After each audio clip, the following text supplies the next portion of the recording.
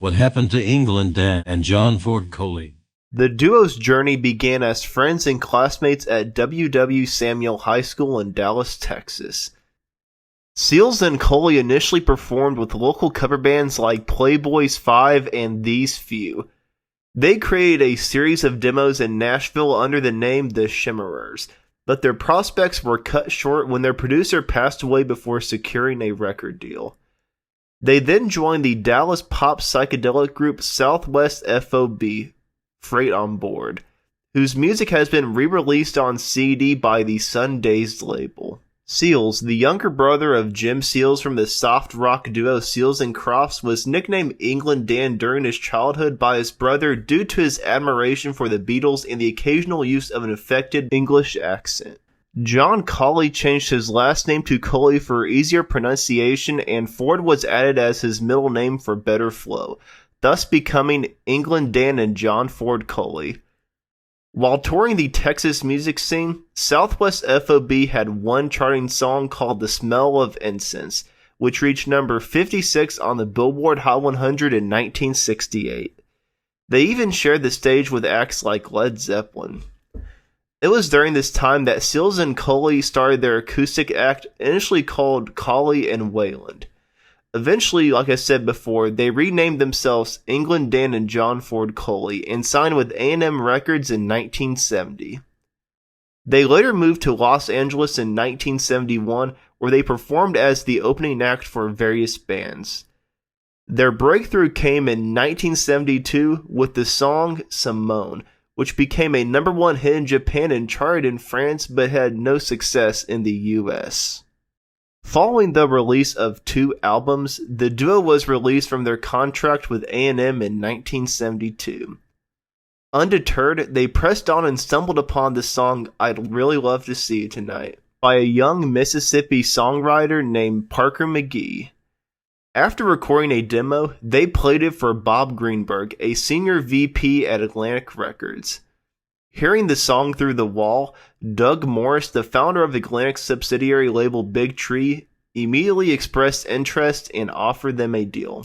Teaming up with producer Kyle Lenning, who had also produced McGee's demo, they achieved a US number 2 hit single in September 1976, selling 2 million copies.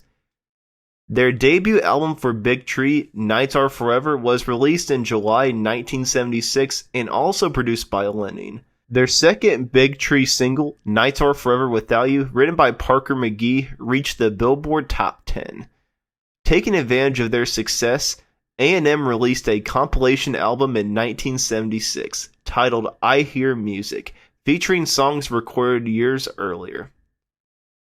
Both Seals and Coley embraced the Baha'i faith after Seals attempted to persuade his brother Jim around 1972. While Coley later returned to Christianity, Seals remained a Baha'i until his passing. Their second Big Tree LP, Dowdy Ferry Road, followed in March 1977, spawning the hit singles It's Sad to Belong to Someone Else, written by Randy Goodrum, which reached number 21, and Coley's Gone Too Far at number 23. The duo was also credited with writing and performing It's All Up to You, the theme song for the 1977 NBC teen drama series James at 15. Some Things Don't Come Easy from March 1978 yielded We'll Never Say Goodbye Again, peaking at number 9. Dr. Heckle and Mr. Jive from March 1979 gave birth to Love Is the Answer, written by Todd Rundgren, which was their last top 10 hit and final entry in the Billboard Top 40.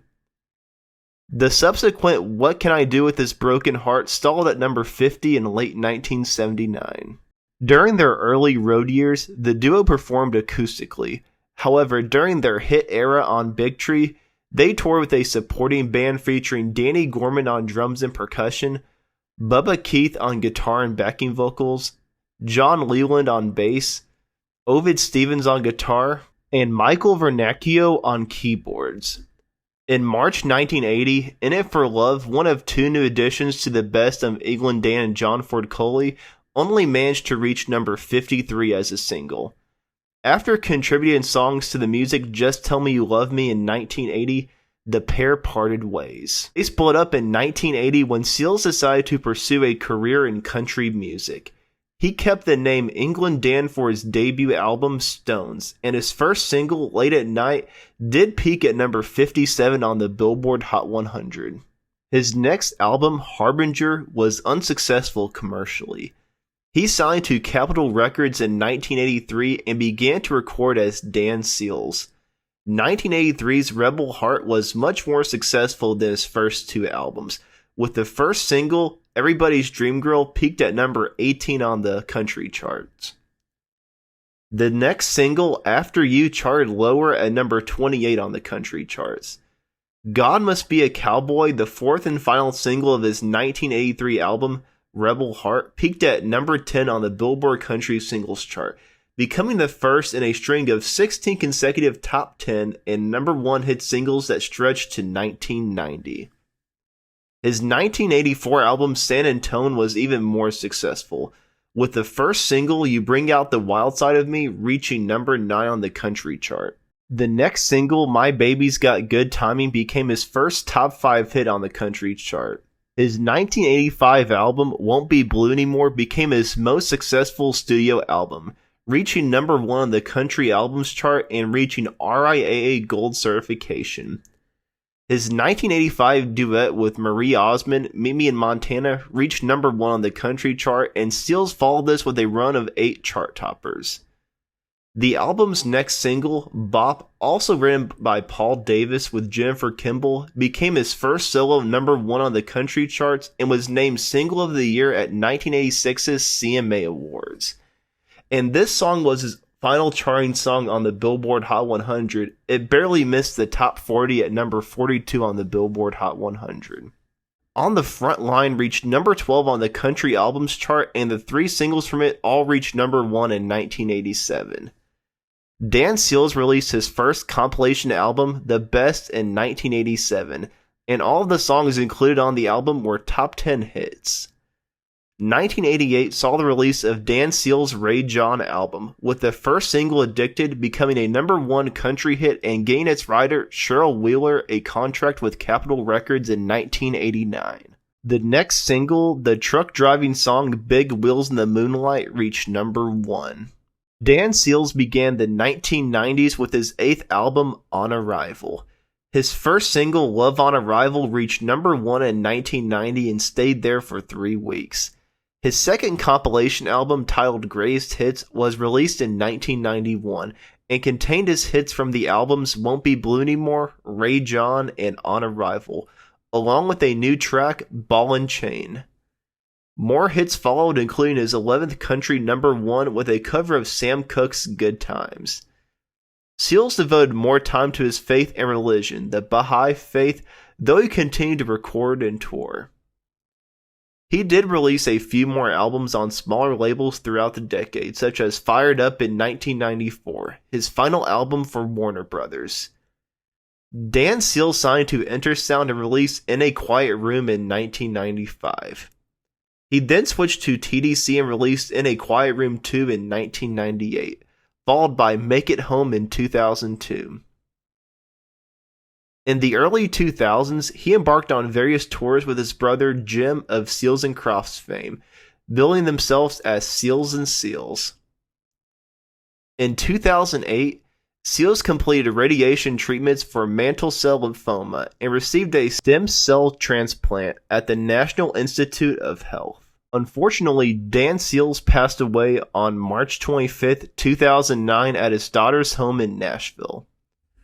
Prior to his death, he recorded 2 duets with Juice Newton, covering Heart's 1986 hit These Dreams. 4 years after Seals' death, Kenny Rogers recorded Seals' composition It's Gonna Be Easy Now. The track is featured as the closing number on Rogers' album You Can't Make Old Friends. John Ford Coley formed another group that released an album on A&M Records, Leslie Kelly and John Ford Coley, featuring his sisters Leslie and Kelly Bulkin. He then went on to do television and film appearances in the 1980s. He never did have the chart success that Dan Seals had solo.